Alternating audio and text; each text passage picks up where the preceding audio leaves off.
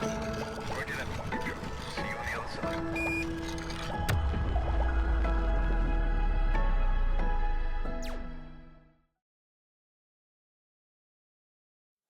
Start. Welcome everyone. So in the next 45 minutes we'll run through a question which you can all see at the stage, and the two guests that I invited to challenge them with these questions are Gerard Vries, Director at the Global Shared Services at Heineken, and Dan French, CEO of Consider Solutions. Before I'll get to the subject itself, there are two reasons why we ask this question. There's one quite obvious. The macroeconomical situation that we have forces organizations to question how all the models and the service delivery in the companies are operating. So one of the things that maybe as an anecdotal element I'm observing is that GBSs are turned into delivery centers. And today we've actually on this stage heard a lot of, there are centers that are focused on either a region or a function rather than a GBS, which meant to be consolidation into one location and then growing the efficiencies. There is also second reason why I wanted to put that question and talk that with my guests. And that was 2 or 3 years ago when I met Dan actually in New York. We've been together on a conference organized by Conference Board in New York. And there was a gentleman from Kimberly-Clark. I'm not sure if Kimberly-Clark is here today. He was leading global business services. And his story was, he joined 8 years ago, and his challenge was, you need to make a GBS a transformational engine for our organization. And I thought, this is possible, but what you have to do in order to get there is probably quite a road. On this day, he was presenting to us entire journey of how it started. And the one thing that stuck in my head was, whenever a CEO or any of the C-suite level in the organization wanted to start a change in the company, they started with him first. In other words, they came to him first and asked, okay, so what we're gonna do? That made me think, if this is possible here, is it possible anywhere else? Is it the proper benchmark? Can we have the same situation in Kraków?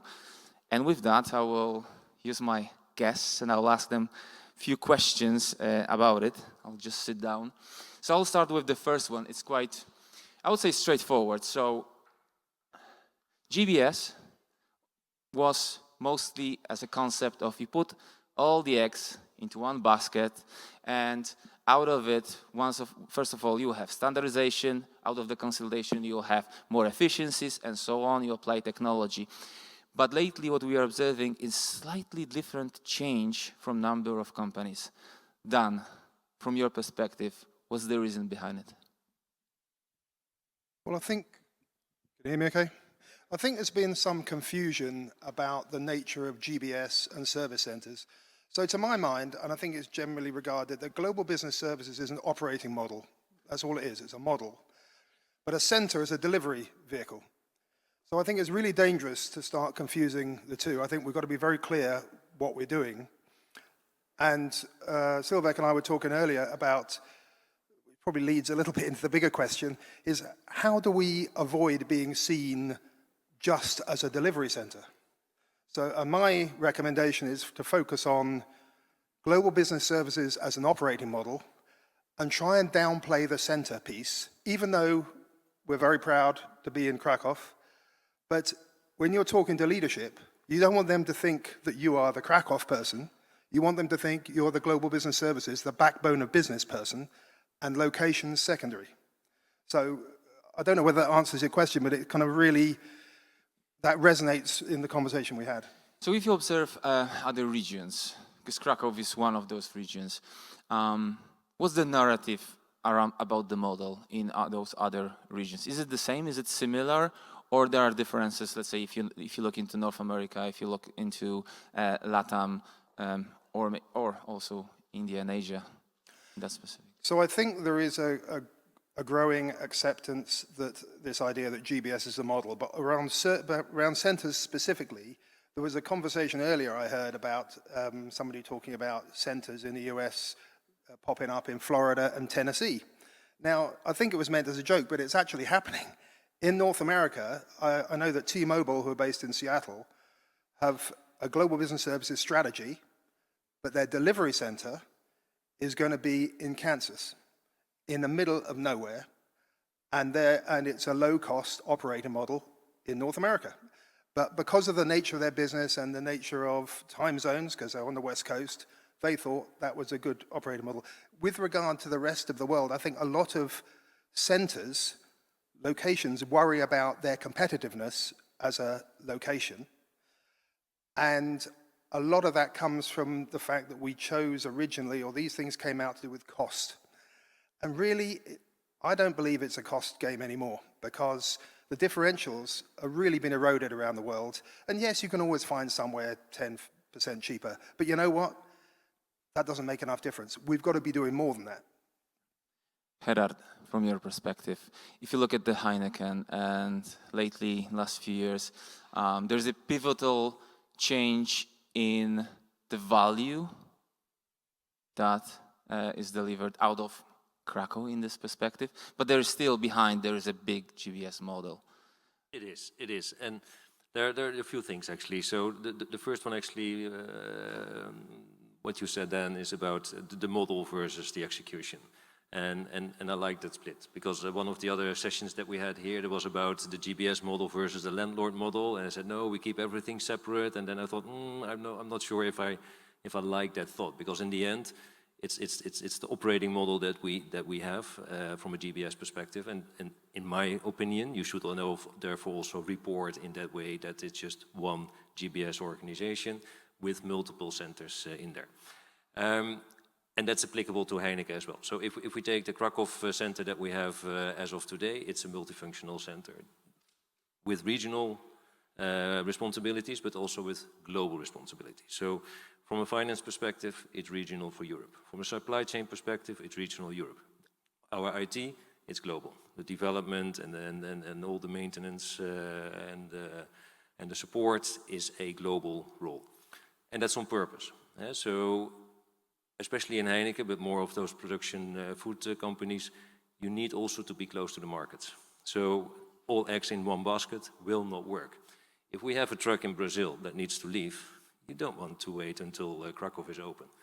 So these really market-specific, customer-consumer-specific processes, you need to be close to the markets. There you can make the difference. There you are able to organize it properly and also know the local market circumstances. Here from Kraków, it's very difficult to understand what's happening in Vietnam or in Brazil if a truck is stuck. So all eggs in one basket? No, not if OpCo closeness is important.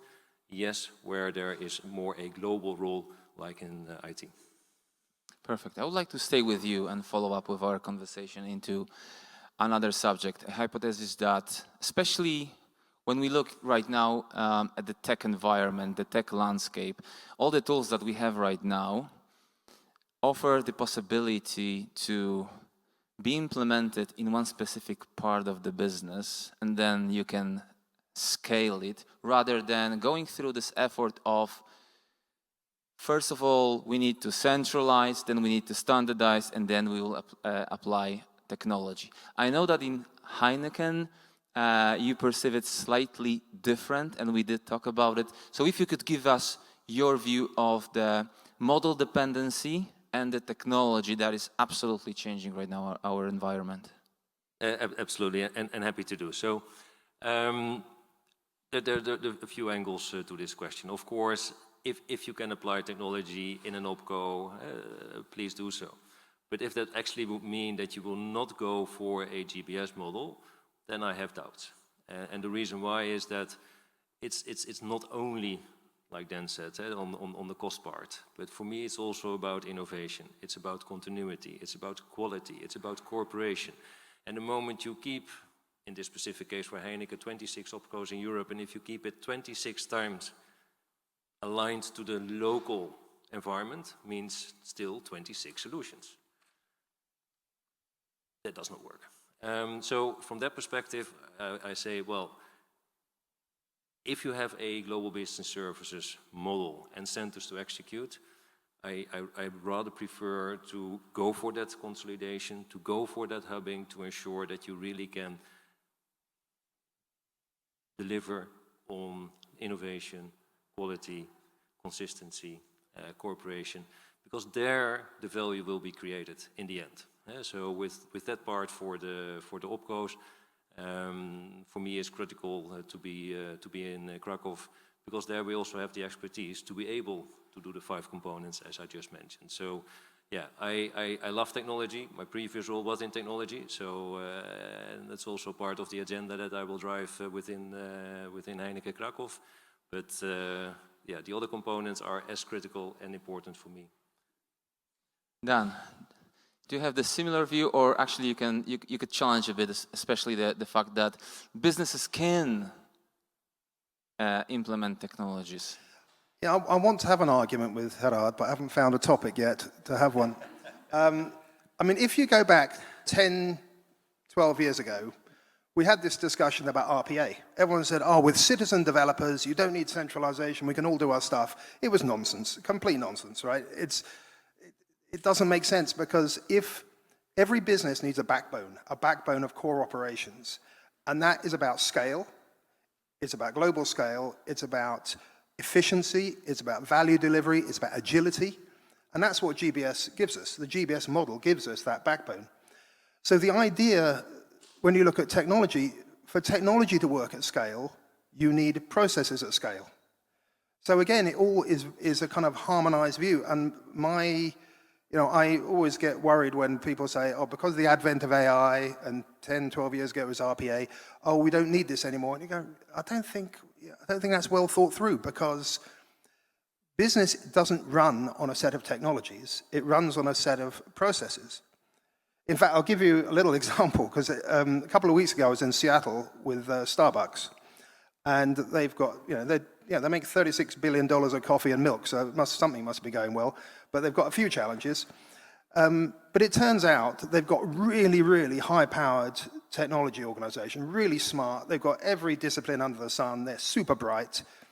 But the outcome of that is every barista, every person with a green apron in a Starbucks store has to deal with 60 different technologies.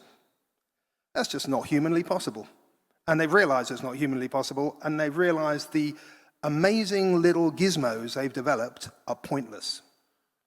It's frightening. So that, to me, is a great example of you've got to work out what experience you want to give to people, what's the process you're trying to optimize, how do you eliminate all of the noise from it and make it really, really smooth. And that is about smart application of technology at scale, not random application of the latest technologies. Thank you, Dan. And I'll still going to have an argument, though. We're going to get one. We'll go through it. And maybe to add one thing there, just also from real use cases like we have in Heineken. So we have a very big transformation program that is digital backbone. And actually what it is the biggest business transformation program that we have done so far in the 160 years that Heineken exists. And actually it means that we are creating one ERP environment, one core environment supported by business platforms. Because at this moment we have 45 plus ERPs in Heineken due to the merger and acquisition strategy that we had. And all good, but it's a legacy and we need to make the next step. But the whole purpose behind this is that we have standardized processes. We have a harmonized data model. We have a simplified IT architecture. And that allows, in the end, also for changing your organization model. And that's the whole supportive part for GBS. So I cannot imagine a world where actually you do not do this, be able to do not only here in Kraków, but also in the other regions that we have to build up some of the GBS capabilities. Thank you. So Dan, moving on. When we've been talking about GBS as another thing, a promise, I would say, rather than the reality, is GBS should be an engine for transformation. And a lot of the times, if you look at GBS world, especially how we report our deliver, is more about executor of a strategy, a service provider. Sometimes, being honest with how we are looking into our numbers, is GBS transformation engine? It's a really, it's a very topical question. So if you accept GBS as an operating model and it's a backbone of business, then clearly you need a strong backbone in any structure, in any, any animal or organization. So if you want to change things dramatically, that backbone has got to be part of it. It's got to be a big part of it. So I think the challenge comes, and it relates to my earlier point, is when we confuse delivery centers with the operating model, the conversation gets confused and our executive stakeholders think we're being self-obsessed. Because what they think they hear is, how can Kraków do more? How can I hire more people? And that isn't actually the point. The point is, how can we drive change for our business globally using this amazing backbone we've developed? And the location of the backbone is kind of irrelevant, really. It's a third level question. So I think it is, but it's a leadership challenge, not an operating model challenge. I think our goal has to be to have conversations with stakeholders and leadership about what does transformation mean for our business, which elements of the transformation are central to the backbone, which is the GBS operating model, and how can we, as GBS leaders, work with you to make a simplified, better environment for our business to drive growth and profitability. And then it doesn't seem like, oh, you're just trying to build up your empire, right? And I think, you can even say, how can I help you do that, even if I don't execute it? We work for the same company. We're all part of this transformation. So that's my thinking. I think GBS is an engine, but we shouldn't think about it as an abstract. It's we are the engine. We have to drive that for leadership. Gerard, so I know that at Heineken, and you mentioned that a few times even today, there is a transformation department that is part of the change. It is. So what we have built in Kraków is something to be really proud of. At the same time, we also laid as Heineken in the whole of the GBS setup. So at this moment, as we speak, my predecessor, Akors, and some of you might know that him, he's back to Amsterdam to work on a global business services strategy for Heineken, because this is the future that we see. This is how we would like to organize in a model for shared services. What we have in Kraków is, of course, the regional finance, the regional supply chain. We have global functions. We did many big transformation programs on the consolidation. And actually, we learned a lot. We learned a lot from the past, from the various programs that we have. And therefore, we have one transformation department dedicated on business transformation. And Lucia is sitting here, who is driving this department. And it's all about experience. It's all about learn, share, and reapply. It's all about what type of capabilities do we need for the consolidation programs, but also like the digital backbone I just mentioned, the biggest business transformation. And with that, we actually are very close to the OpCo. And why I say that is that our GMs in the OpCos, they said, we are very, very busy with our customers, consumers, with the market, with the price mix, selling Heineken products or the local brands part of the Heineken company. Please help us. Please help us with those transformation topics, because we don't have the expertise, not to the level that we have here, or we don't have the resources anymore, because the OpCo is becoming then more market focused. So it's actually also a wish and a cry for help to allow them to focus on the market, and then we provide the transformational services on behalf then of the OpCo.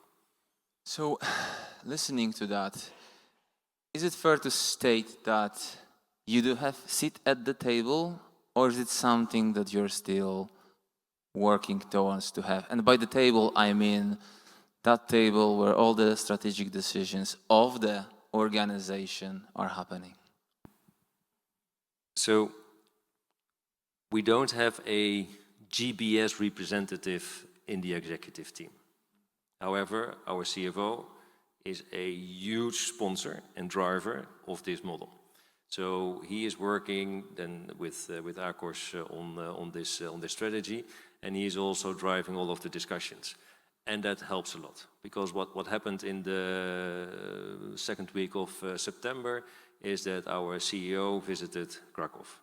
And it was actually the first time in the 12 years that we exist that a CEO of the company visited Kraków, because he said, if the whole of the executive team and the executive board are working, thinking on this model and hearing all the good stories and knowing what we can do, I just want to see it myself. I just want to be there, have the presentations, have the discussions with our colleagues. And literally, I'm now quoting him, I said, I was blown away by the focus, by the eagerness, by the expertise, but also the will to deliver and the will for productivity. And if a CEO mentioned that in front of the top 150 of Heineken, suddenly more people are visiting us. So they say, oh, hold on, if the CEO is here, maybe we should have a visit as well. We should have a look as well. We need to understand as well what this means. Another one for us is actually, we have a smaller center in Mexico, Monterrey, Expins. And we do now a kind of comparison. What is it that we do? What is it that Expins is doing? What is Brazil is doing? And then we take the best practices, just to ensure that everything is inputted in that strategy at this moment that we make. So, do we have a seat at the table? Almost. Done. Looking at a seat at the table, there's follow-up into that. A lot of the times, you get seat at the table once you can bring something to the table. So it's about how we capture the value that we bring to the organization. What's your view on that? I think you're absolutely right. I think we earn a seat at the table by having the right conversation. So we've got to remember that GBS delivers individual services that enable the end-to-end processes of the company, but they aren't the end-to-end processes of the company. So if the conversation's purely about accounts payable or accounts receivable or individual service lines, that doesn't really get a seat at the table. But if the conversation's about how can we help streamline the revenue cycle of our company, how can we help how we manage our spend, how can we help streamline and shorten the cycle time for product development, that is a seat at the table conversation. So the value discussion is always, it's always mentioned, but it's got to be in the eye of the beholder. If you're on the executive committee table, that's the conversation you want to be having. How are we going to drive sustainable growth in revenues? And then if GBS leadership have a point of view in that and can say, well, here's my thoughts, how we can improve working capital, how we can do this, how we can fund it, then people start saying, you might not have a permanent seat at the table, it doesn't matter, but you're listened to. So does it mean that you actually set the goal for GBS, which are the same goal as you have for the business, not from the KPI perspective, but rather from, let's say, revenue perspective? Well, it's a really interesting conversation. I think to do this well, we need a healthy schizophrenia. We need to have a dual operating system. Yes, you've got to be able to deliver the services that we're contracted to deliver internally, and we've got to deliver them well and efficiently. But as somebody said earlier today, you can deliver all those services 5% better than you did last year and still lose your job, because ultimately that isn't the big picture. So we've got to be able to continue to drive that and also help our organization, our teams, and our stakeholders understand that we're focused on the company outcomes. And somebody made the point earlier, the fact that you don't have responsibility for it doesn't mean you shouldn't feel accountability for it. So we should encourage our teams to say we should feel accountable for working capital. Even though we don't control it all, we influence it. And we create a different seat at the table with the OpCos. Because in our targets for every year, we include a double-digit million euro number on business value. And that is what we play back immediately and give back immediately to the OpCos. And that creates a different way of interaction, because then you're not the cost center or the center with 100,000, 2,000 employees, but this is going straight into the P&L. And each of the GBS centers is sitting on a pile of data. It's a pot of gold, but we do not use it to the max that we should use, at least not yet. So with the insights that we have, with the opportunities that we have, based on your earlier question, because we have together cooperation, innovation, quality, we can provide that P&L straight back to the opcos, and that is rightfully so very much appreciated by the opcos, because in the end you give P&L back. With the next subject, I will put 2 slides. A study that actually Dan has shared with me, which helps to paint a bit of the picture which we talk about also today, especially at this stage. We have to compare ourselves with other regions. That study has been done by Shared Services Operational Network, so SSON, and that study has 2 elements. First element is the perception. So how do we see different regions from different measurement perspective, which is cost, workforce, availability of digital skills, customer experience, productivity, and agility. We can see that, I can refer that India is actually winning in almost all but one, which we know from Rakesh's morning presentation is actually the one that we should all focus on. However, if we look at Central and Eastern Europe, we are a bit step or 2 steps behind, but we are lacking in other skills. And now that's perception. Yeah, and that's really important, because perception is very, very important, but it is only perception. So when you look at some of that, you go, that's not true. It doesn't matter. If that's what people think, that's what you got to deal with. Yeah, that's the reality. That is when you will apply the same standards, the same questions into when you're validating your locations, your geographies. What we are seeing is exactly what we think. And if you look at it, cost for India and for Central Europe is pretty much somewhere in between. So it's not about the cost. It's actually where there is a challenge is either productivity, or for Eastern Europe is workforce availability.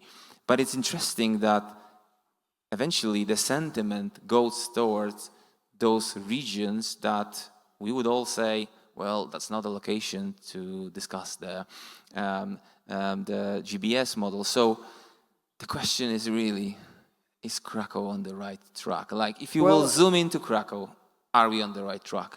Well, those data points show some interesting things. They show the fact that the perception over productivity in India is actually better than reality. So it actually says that the productivity argument for India isn't as good as people say. That's kind of important. And then I think actually there are threats down that scale. There's a lot of interest now in Africa, in various African countries which are stable because of educated people and language and all that stuff. But I think if you go back to those data points, Krakow is in a great place. The only thing that we should be careful about is one of the bits where the bit that reality is worse than perception is workforce availability. Now you've got 110,000 people in GBS roles here, just in Krakow. So that's something we've got to work on. We've got to make, if people are starting to realize that workforce availability is becoming a challenge, we've got to fix it, right? But that's like life, we've got to fix things.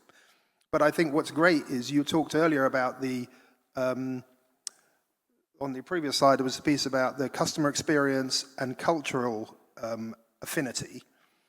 And India doesn't do very well on that for lots of reasons. But if you look at the way business is going and the way the transformation agenda is going, that is probably the most important thing. So again, Krakow and Poland are looking good in that. So I think there's a lot to be optimistic about, but we shouldn't rest on our laurels. It's a competitive market out there and people are making choices. But you've got the background here of 20 years of great experience, of massive growth, of great talent and skills, great education, languages, everything. There's everything to play for. Gerard, if you look at the Heineken, and I'll zoom in Heineken, but feel free also to Sure. add a comment about other GBSs in our location. I consider you're still outside of the bubble, and we talked about it because you joined, let's say, our location a few months ago. So we talked about it's almost there, but not there yet. So what's your view on that? But also looking at how Heineken is perceiving Kraków. Yes. So a few things. The first one is, how is Heineken perceiving Kraków? Extremely positive. This month we had a small celebration in that sense, and it's a little bit on the wrong side, because then you calculate actually the size of a center based on FTEs. But this month we marked the 2,000 FTE colleague mark. So that was much earlier than we expected, because there's still a big pull into Kraków from Heineken. So we are still growing from that perspective in various angles. My personal view is I'm absolutely on the right spot. It's lovely from an organization perspective, also from a city perspective. So I'm truly enjoying my time so far here in Kraków. If I take from a Heineken perspective, maybe on one slide back, Sylvester, is that so far I see in a few areas that the workforce availability in Kraków is difficult. But then again, we don't have all our eggs in one basket. So if I just talk from my previous role, I find it very difficult to find good SAP, ERP people here in Kraków.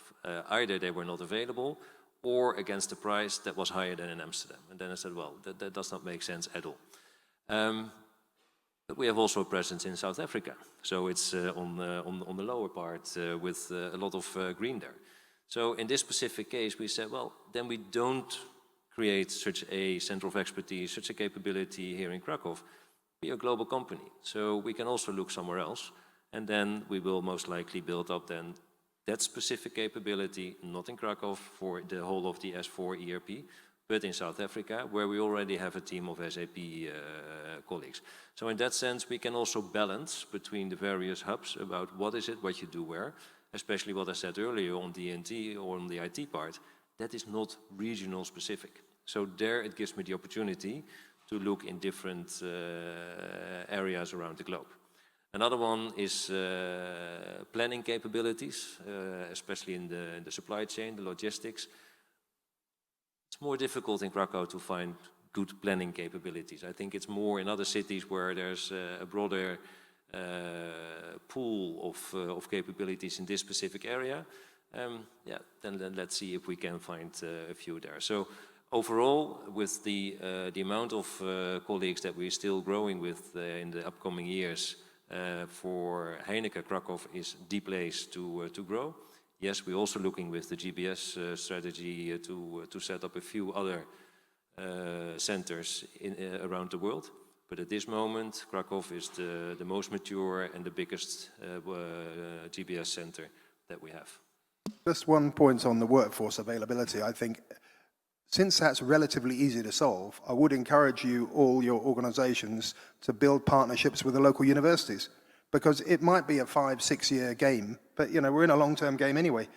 Build partnerships with universities, make sure they're delivering the talent you need, and do partnerships where you're taking those people in, you bring them into the organization. That's going to solve the one doubtful mark on that chart. Which we do, yeah. I can't argue with you about that either. No, sorry. When's it going to start? Yeah. I'll find something else. Maybe over drinks or something, I don't know, but right. let's see. Yeah. Fighting we should talk. have some Heineken or Zeewies here, so it's all good, yeah.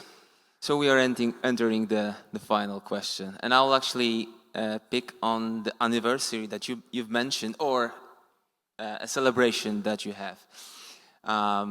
You mentioned 2,000 people. If you look at our reports, if you look at sector reports, it's all about headcount number. It's all about, we are growing, so it has to be good, it has to be great. What is, for you and for Heineken, the measure of success? Is it really a headcount? It's not, therefore said it's dangerous to make this remark on the 2,000 colleagues that we have as of today. Now, the main point is the business value. What I said, the double-digit euro number that we have, that is really something that goes immediately back to the P&L of the OpCo. So yes, we create the knowledge, we create the expertise, and we are recommended and recognized for that part in Heineken, that we have really strong capabilities here.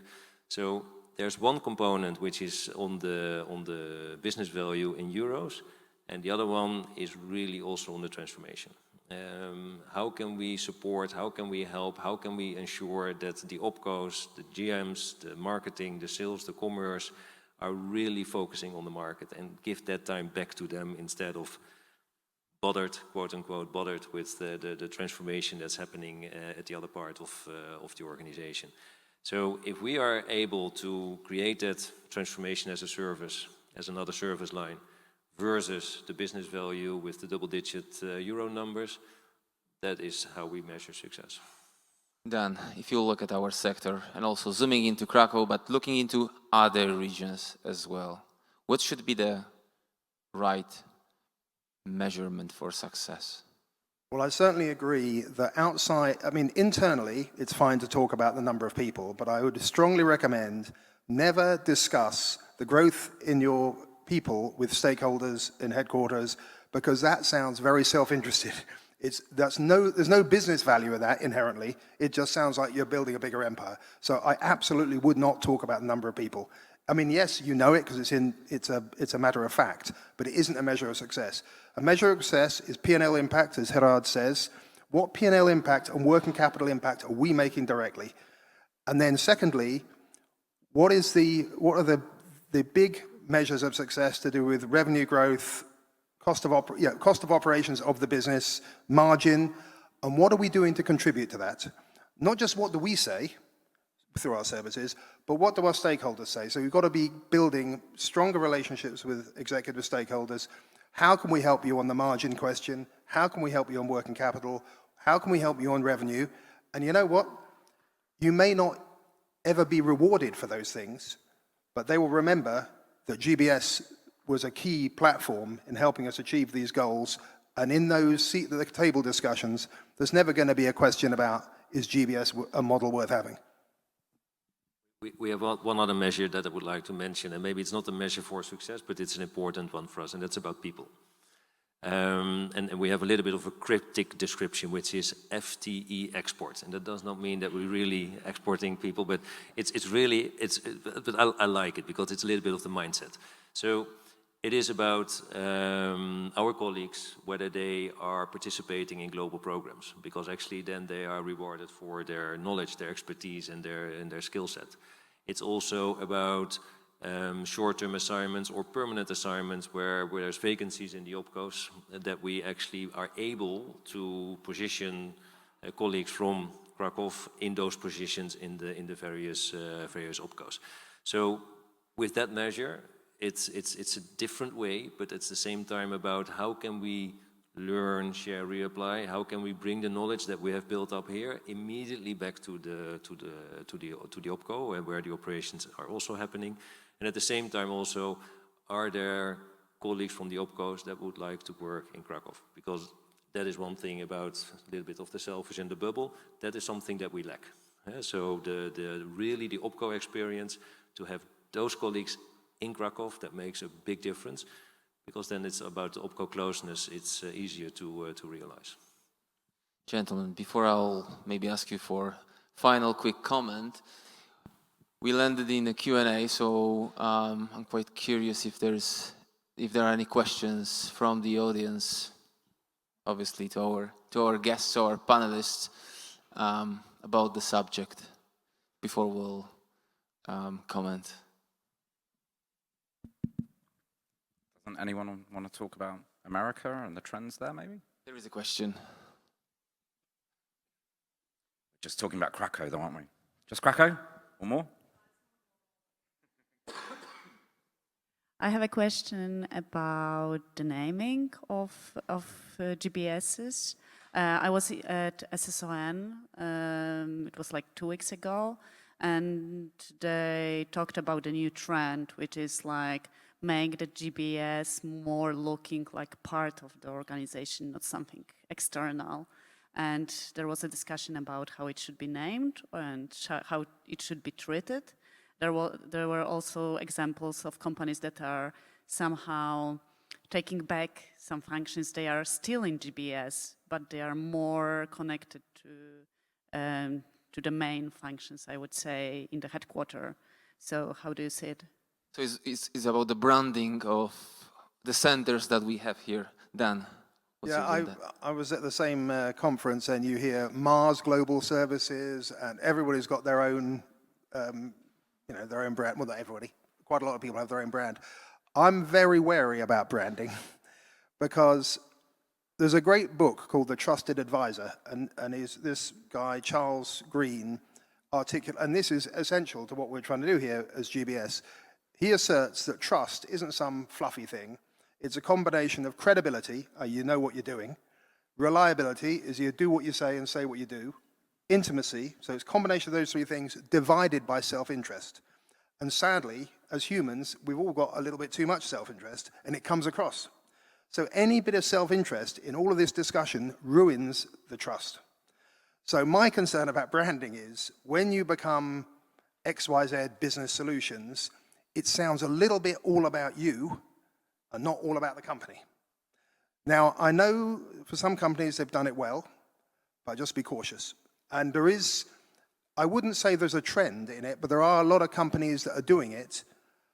But sometimes if you speak to the C-suite, they're not 100% happy about it. They think this is confusing to people. We aren't two companies, we're one company. And what, are we going to have a new company name for procurement and a new company name for marketing? It doesn't make sense. So there is a trend. I don't think it's a big trend, and I think you might see it reverse a little. Thank you, Dan. We have a few lines of thinking. We have not a definitive decision on this this part yet, but at this moment, what we do in line with the question is actually that we have a two-track approach. So internally, we talk about global business services, etc., but externally, we position ourselves much more as Heineken Kraków. Also not to confuse with our Group of ZWH colleagues in Warsaw if we would say Heineken Poland, because then actually you're mixing up. But Heineken Kraków is then much stronger from an external perspective, from an employee branding perspective, because then actually it's Heineken, and yeah, you add the place to it, which is not deteriorating any value. So Heineken Kraków is what we use at this moment, exactly for that reason, to be one company. Thank you very much. Any other questions? I would encourage you to put them on. Obviously, you can then find us later on in the fun zone. We will be there. But anything else? If not, maybe just final comments from you both on the GBS model and the entire subject that we discussed. I think the GBS model is here to stay as an operating model. I think we've got to focus on business outcomes which are related to end-to-end processes, which we only deliver little bits of service into. But we've got to focus on that and build trust and not look like we're looking after ourselves, we're looking after our business as a whole. Gerard? Yeah, in addition to that, my aim is really to have Heineken Kraków as a lighthouse for Heineken. With the strategy, we will set up multiple hubs, and the GBS model is so powerful and can bring so much value to the organization. So the more share, learn, reapply, or copy with Proud, if we can do that for the other 4 regions, I would be extremely happy to copy that to them. Gentlemen, thank you very much. It was a pleasure. Thank you very much as well, everyone.